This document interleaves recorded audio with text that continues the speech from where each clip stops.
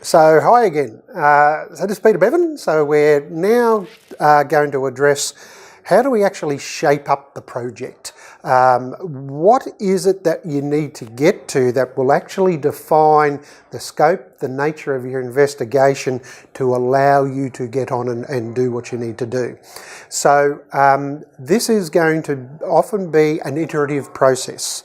So the first definitional context around your problem or opportunity, I can tell you now 9 out of 10 of you will be wrong. So it's really about testing that problem or opportunity to make sure what it is you're focusing on is the critical thing and not a symptom of the critical thing. So this is going to take a little bit of an iteration and an exploration and a redefining and refining of that perspective to get that just right.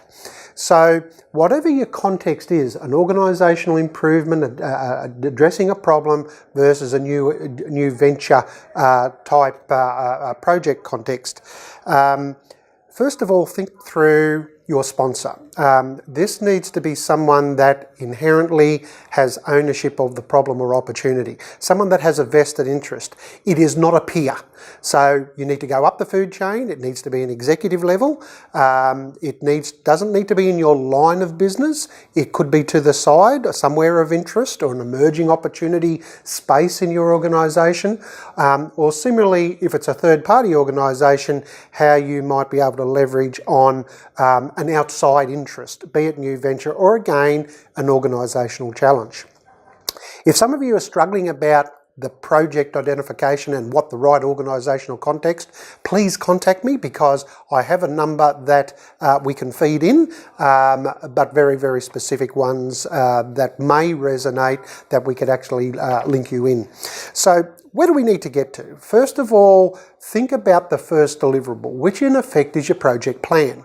So what do we need to do for that? You need to be able to identify the context, identify the problem or the opportunity, identify the issues in the context of your objectives, and actually develop a plan of engagement. So this is about what are you going to do to firstly gather the information that is necessary to address the issues you've identified relative to the problem. Then what do you have to do and who do you have to engage with in order to do the analysis part? At this stage, we're not worrying about methodology, okay, the actual research methodology of how you gather it, the analysis techniques applied. We leave that to a second stage once that you have the core constructs of your problem defined, because that should be determined by the front end, not the other way around. So the starting point is in your conceptualization, what is the brief operational context you're focusing on? A couple of paragraphs. This gives the reader, as a layperson with no understanding of where you're coming from, the foundations of that context. Then you need to go to a problem statement, say the problem or opportunity statement. Now this needs to be succinct. This needs to be, think about root cause. What is actually going on that's driving the condition your organisation is actually witnessing? That should be no more than a single paragraph. If you can't define it in a paragraph, you don't know what the opportunity or problem actually is. So that's the iterative nature to really nut that through. From that context, once you've defined that, think about the objectives in two contexts. Firstly, the organisation. So what does it hope to achieve if it captures that opportunity? If it's a new venture, is it new market share? Is it internationalisation and sustainable business growth? Is it what? From an organisational context, is it about reducing cost, delivering a new initiative that will give substantial value? So that's an organisational context. Then think about what is it you're going to deliver. So separate what you are going to deliver from this investigation, the ultimate report and presentation you do versus the actual implementation.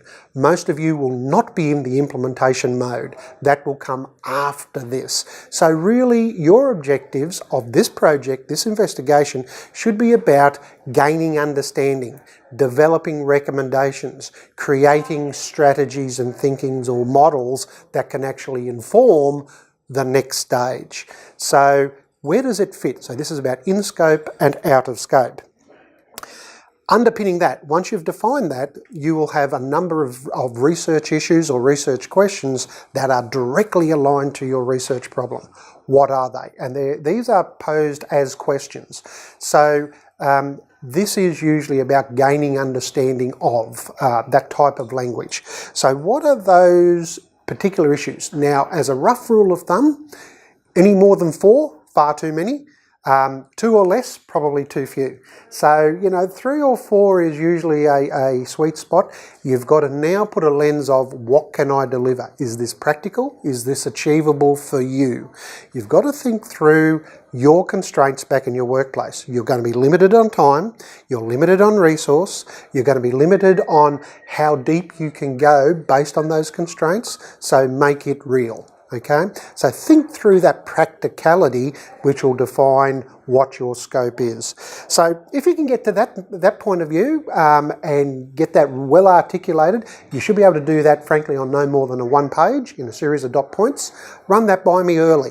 I would really encourage you to have this, at least the broad project space, identified before the unit commences. So as we actually go through our consultation through the period of the unit, you can refine it, you can have the proper check-in, and you can redefine it and amend it through different iterations if that's needed. The last point I'd like to make in this area is, as you're starting to engage with your sponsor, there's 2 key takeaways here.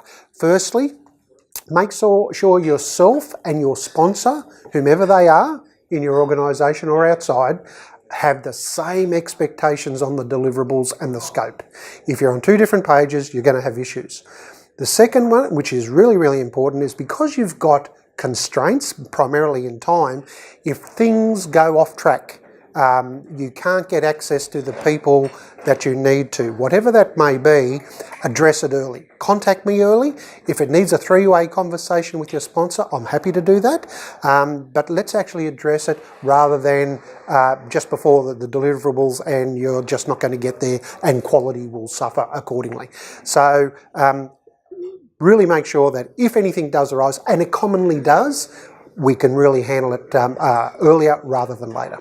So that gives you a frame to start the thinking. The later videos will be about the specific data methodology, which will cover data collection based on the information you need to gather, and then how you're going to analyse it.